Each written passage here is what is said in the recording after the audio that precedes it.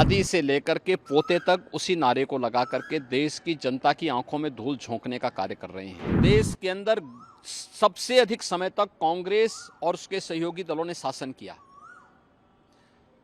लेकिन ताजुब 50 करोड़ परिवार ऐसे थे जिनके पास अपने अकाउंट नहीं थे। देश के संसाधनों पर पहला अधिकार मुसलमानों का है। आप देश को मुसलमान और गैर मुसलमान के नाम पर, अल्पसंख्यक और बहुसंख्यक के नाम पे बांटना चाहते हैं। गरीबी हटाओ, ये 1970 के दशक में कांग्रेस ने नारा देश को दिया। गरीबी कभी हट नहीं पाई। कांग्रेस 6 दशक तक इस देश के अंदर, 6 दशक से अधिक समय तक उन्होंने देश के अंदर शासन किया,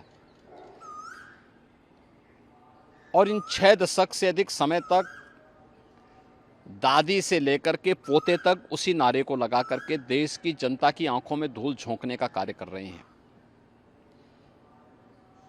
सही मायने में अगर देखा जाए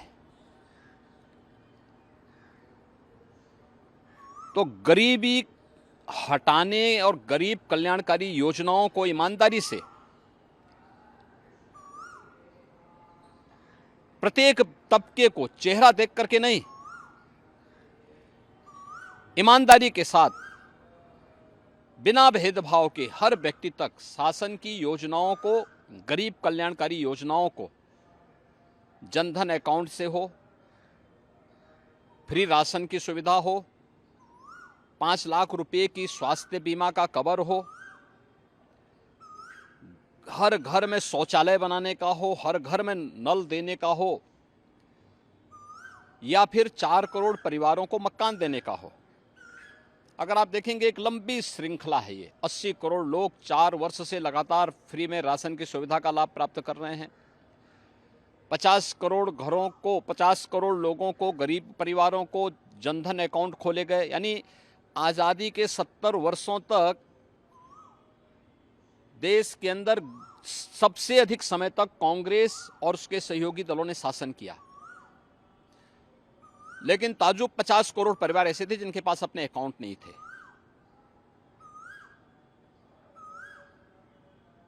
4 करोड़ से अधिक परिवार ऐसे थे जिनके पास अपना आवास नहीं था। 60 करोड़ परिवार ऐसे थे जिनके पास उपचार के लिए संसाधन नहीं थे, दवा के लिए पैसा नहीं था।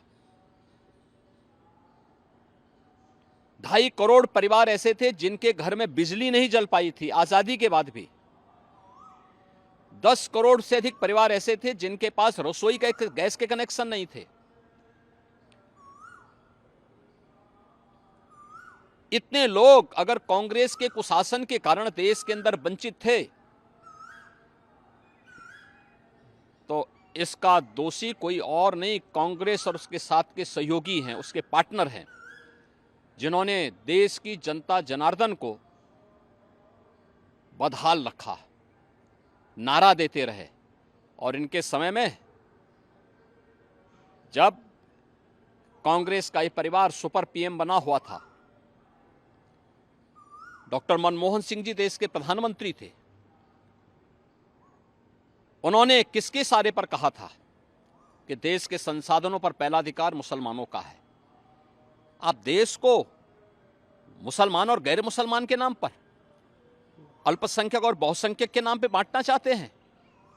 यह देश 1947 में एक विभाजन की त्रासदी को देखा है, और तो इस देश को आभार व्यक्त करना चाहिए प्रधानमंत्री मोदी जी का, जिनके कारण पिछले 10 वर्ष में 25 करोड़ लोग गरीबी रेखा से उभरे हैं।